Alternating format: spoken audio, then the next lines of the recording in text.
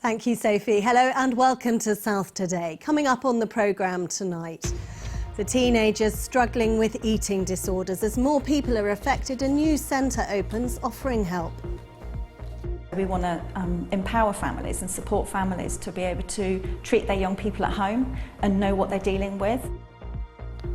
We've had exclusive access to see their approach in action, also in tonight's programme. The aftermath of yesterday's huge fire in Southampton city centre, and investigations underway into how it started.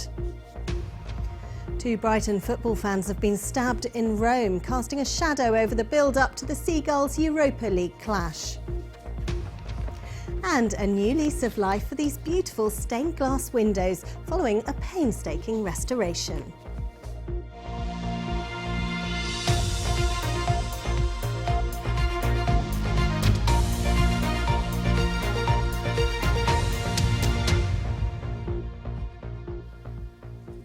A very good evening to you. I'm Jo Kent. A centre offering a new model for helping young people with eating disorders has opened in Hampshire. Unlike traditional inpatient methods, Winchester's Lee House combines family therapy with nursing care. The number of the most poorly young people being cared for with severe eating disorders in the county has risen over the past few years. According to Southern Health, Hampshire had a caseload for the most sick young people with eating disorders of almost 150 8 years ago. But that figure has risen by 100 more young people, with almost 250 cases now. According to the eating disorder charity Beat, anorexia has the highest mortality rate of any psychiatric disorder, from medical complications associated with the illness as well as from suicide. Our health correspondent Alistair Fee has been given exclusive access to the centre. I'm doing Jekyll and Hyde, Romeo and Juliet, and Lord of the Flies. Lord of the Flies, isn't it? It was definitely a body image at first, and maybe it was somehow impacted by social media, I guess. In a few months' time, Jane, whose name we've changed, will take her GCSEs. But learning is tough when you're underweight. There's some that you feel a bit more confident with than others.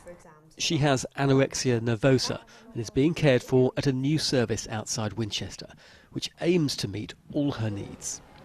It was always about fitness for me, and not really understanding what I need as a human and kind of ignoring it.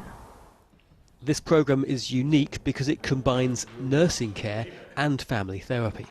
It's really important that we treat the whole family around the young person when we're dealing with eating disorders, because often if young people go into hospital, then the family hasn't had any work or any understanding of what the eating disorder is or why their young person's got the eating disorder. We want to move away from a blame model, because obviously nobody knows why young people get eating disorders, and so we want to empower families and support families to be able to treat their young people at home and know what they're dealing with. This is a new model. Many young people, like Jane, have had stays in hospital. In contrast, the teenagers here get to leave every day and at weekends. It was so much better coming here than hospital, because in hospital they don't treat the mental side of it. They make you eat, but you don't understand why you're eating. It was in an atmosphere where I felt really sick. I felt like sometimes I was being treated like I was crazy. I've been noticing that she's been doing really well, actually, and we have quite a lot of laughs as well, don't we? This man's daughter is here for the second time. Before securing this place, the only other help being offered was an inpatient stay, hundreds of miles away at a hospital in Liverpool. It's building the right tool set of how to deal with different situations.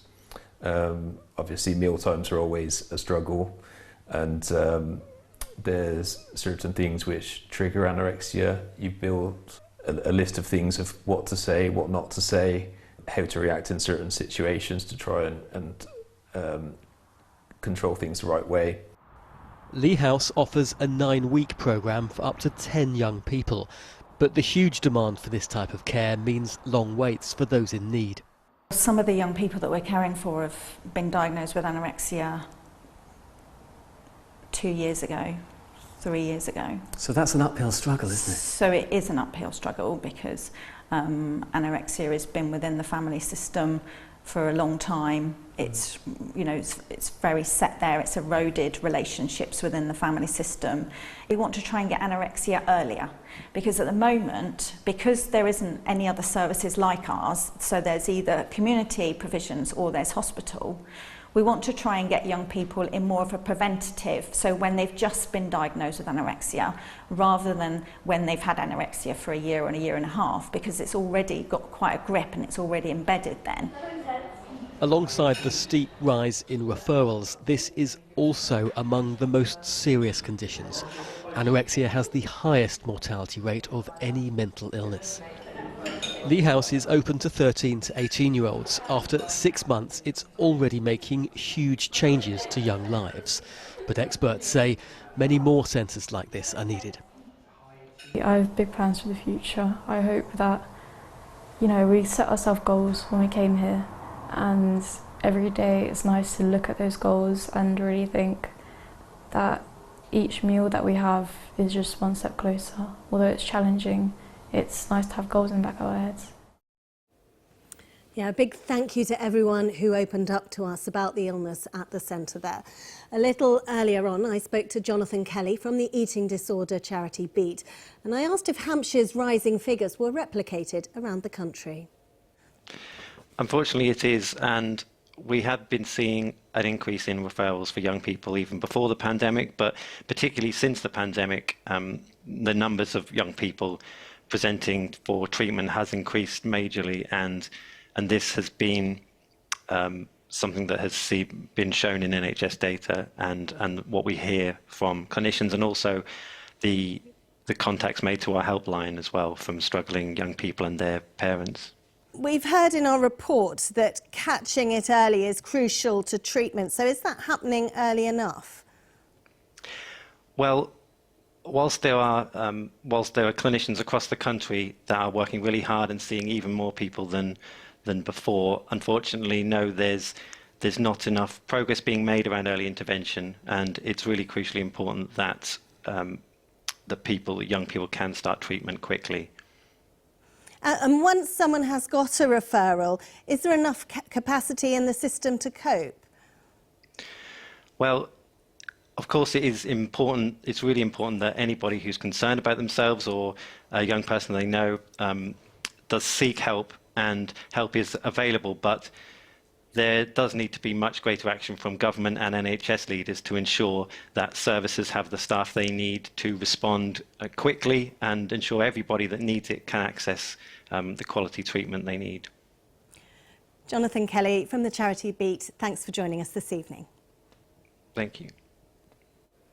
And if you need support with mental health issues, details are available at bbc.co.uk/action line, or you can call for free at any time to hear recorded information on 08000 155 998.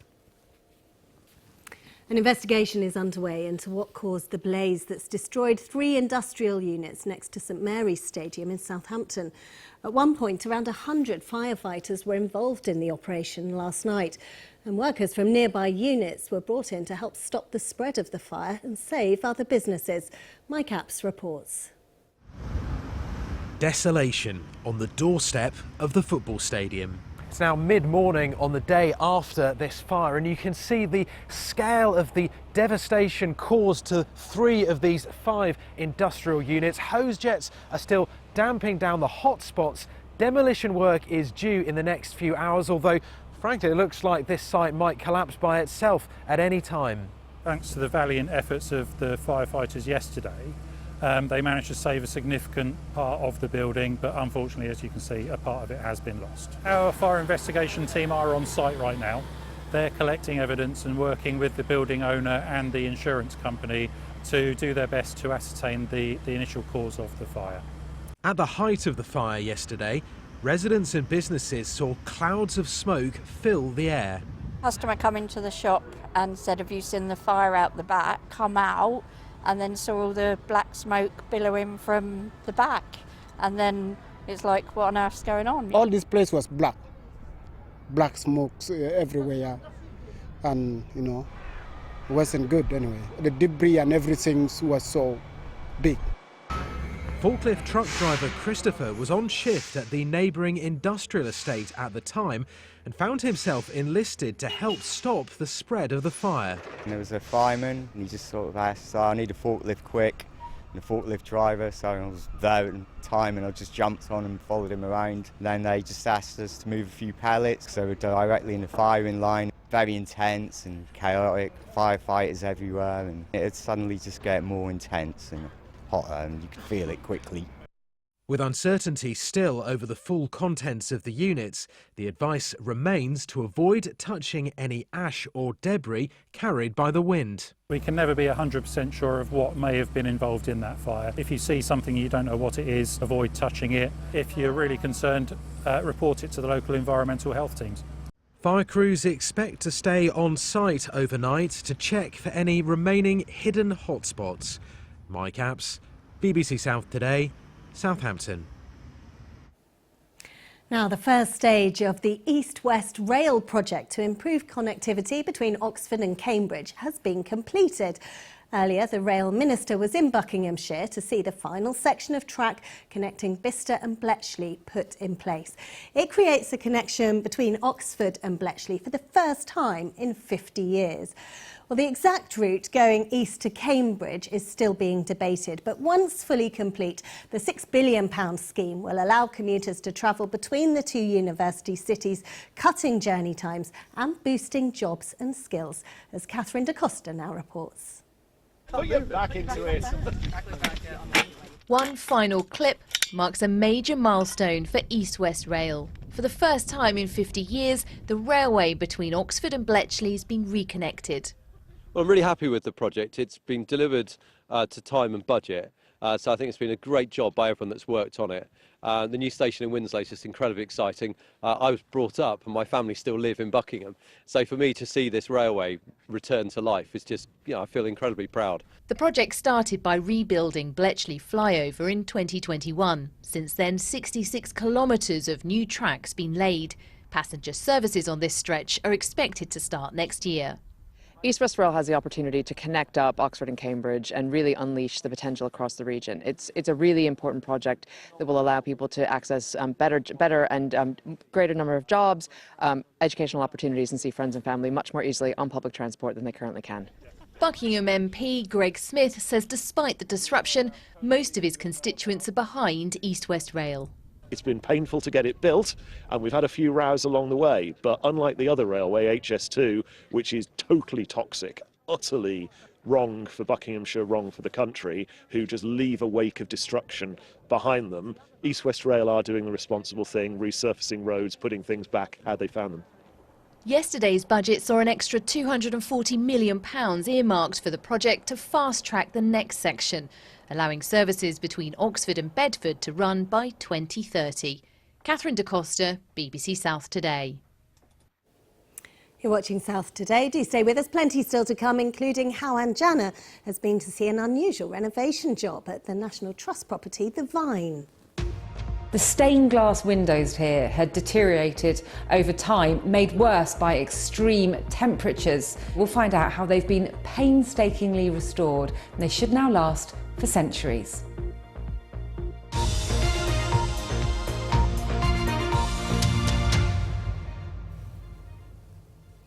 Now, after losing her 10-year-old daughter Sophie to cancer, a mother from Hampshire decided to turn her grief into something positive. Charlotte Farrell wanted to bring together experts to improve the diagnosis and treatment of children affected by cancer in England. Well, that ambition has now become a reality, as our reporter Duncan Kennedy has been finding out. Hi, I'm Sophie and this is my story. She was a really bubbly, happy, very social child, really caring. She was just lit up a room. Yeah, just a real zest for life. What a funny face. To her family, Sophie Farrell was cherished. But in 2020, she was diagnosed with a soft tissue cancer, and 1 year later, she died. You know, you want them out of pain, but you don't want them to go either. So, you know, it's a really hard one. I think, you know, part of me went with her. Since Sophie's death, Charlotte has travelled the country trying to improve outcomes for childhood cancers. And now the government has set up England's first Children and Young People Cancer Task Force. You've managed to get this task force set up against all the odds, 3 years of work. What are its main aims? What do you really want it to achieve? So number one, I would like a national signs and symptoms campaign around the whole country. Number two would be an increase in research. I think number three would be that the health professionals have training. There was no current training course in this country for health professionals on children's cancer. The task force includes doctors, scientists, charities and the NHS. Professor Sam Bajati, who sits on it, says childhood cancer must become more prominent in the healthcare system. I think one of the key issues that we have is around early diagnosis. When we see children with cancers in hospital as pediatric oncologists, they almost always have very advanced cancers. And the question is, why are we not picking these cancers up earlier? Research charities say cancer in children is rare. Around 1,800 are diagnosed each year. In the 1960s, only 20 or 30% were treated successfully. Now, 8 in 10 children will live for 5 years or more. But Charlotte says even that can be improved through her task force. How would Sophie have reacted to this? What would she say to you as her mum? I hope that she would know that I've kept my promise to her, that I couldn't have done much more. And I think she'll be really proud. Duncan Kennedy, BBC South Today. Yeah, great achievement for Charlotte in memory of Sophie. Right, let's get the sport now, and Lewis is in the studio with me. Now, Brighton in Europa League action tonight, but something's cast a bit of a shadow over the whole thing, hasn't it? Yeah, some worrying news that came out earlier today. 2 Brighton fans have been stabbed ahead of the Seagulls Europa League match away to Italian side Roma. Thankfully, both men have since been discharged from hospital, but safety advice was issued to the 3,500 Brighton fans attending tonight's game. Our reporter James Dunn sent us this report. Well, we're on the street right now where the incident is believed to have happened last night. It's thought that it started over there when there were 2 Brighton fans who got into some kind of confrontation with 6 or 7 Roma fans, and they fled up this street here but received stab wounds to the leg and then went into a local shop up the street where they arranged some kind of medical assistance, and they were taken to 2 different hospitals in Rome. And it's been quite a shock to a lot of supporters who are here, because one of them is a very well-known character in the Brighton community. Thoughts will now turn to this evening and what many hope will be a trouble-free night at the Stadio Olimpico. But we have been talking to local police. They say they're going to be watching this fixture very carefully and how fans get to and from the stadium in the hope that they can avoid any further incidents.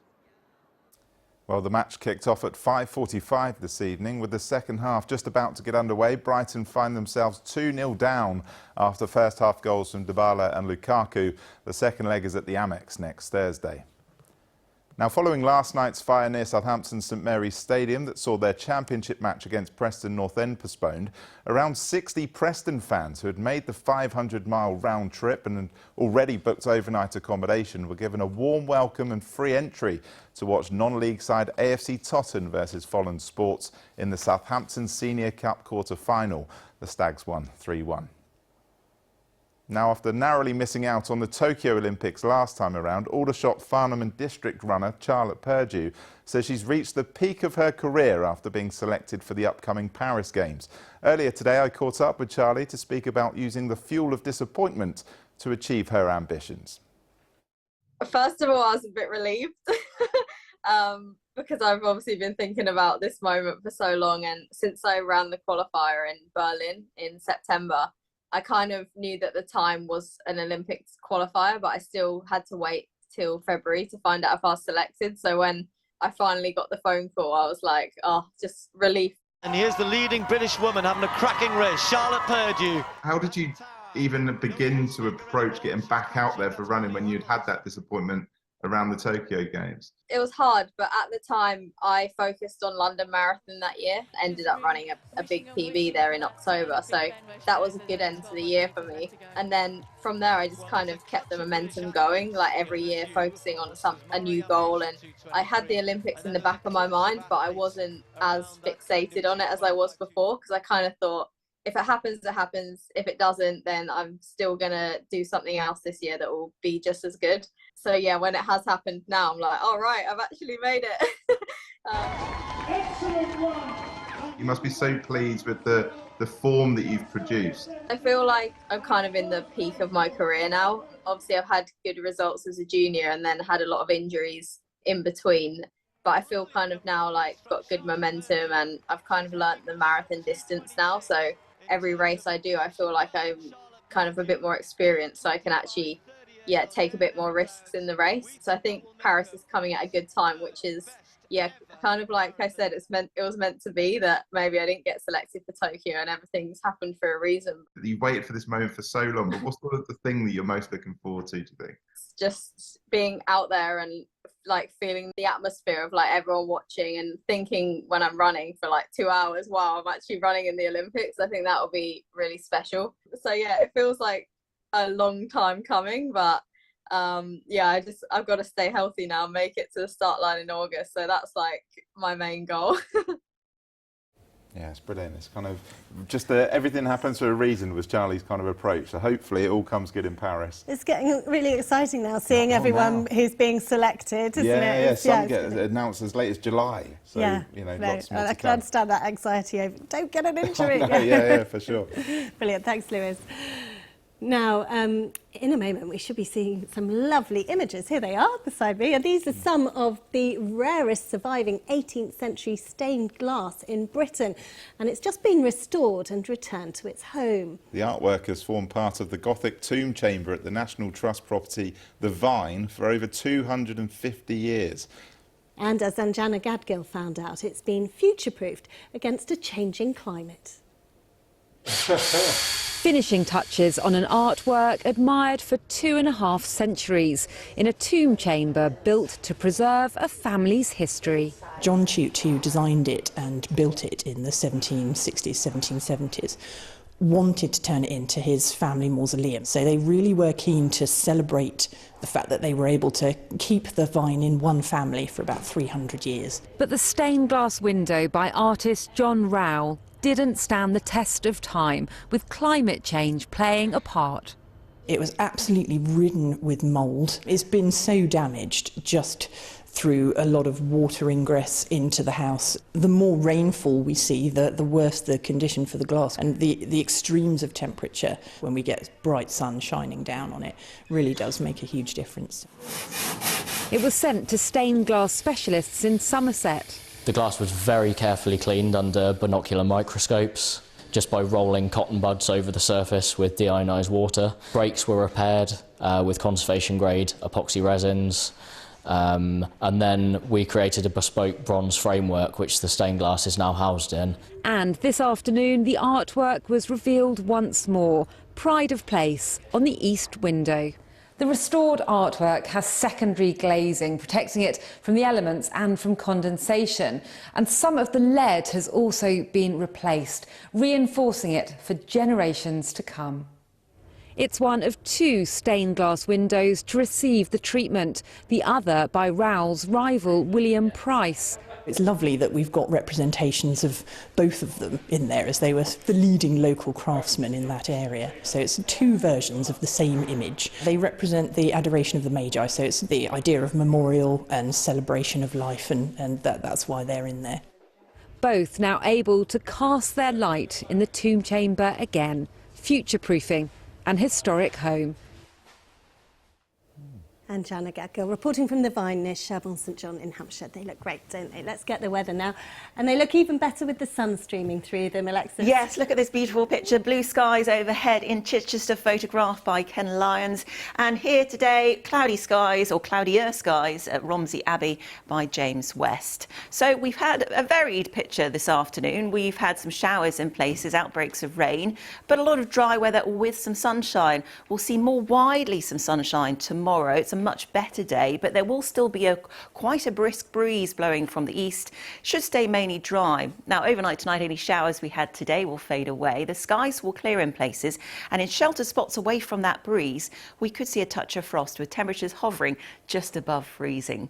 So tomorrow there will be plenty of sunshine. Some areas of cloud will build from time to time. There will be a fresh to keen easterly wind, and that will certainly take the edge off temperatures. Although temperatures tomorrow similar to today with the breeze, highs of around 10 to 12 Celsius. Now for the coastal forecast tomorrow, as you can imagine, the winds are pretty brisk.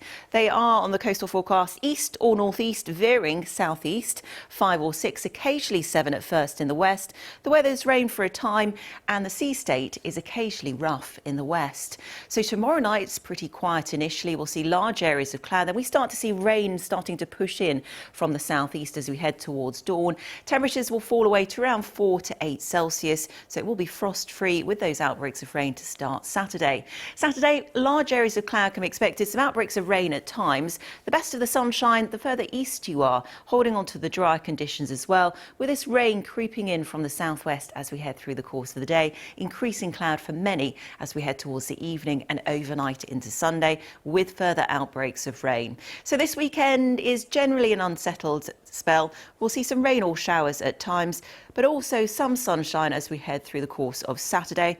Sunday, some rain at times, rain also as we head into the new working week. But temperatures tomorrow, or in fact on Saturday, will be above their seasonal average, with temperatures reaching a high of 13 Celsius.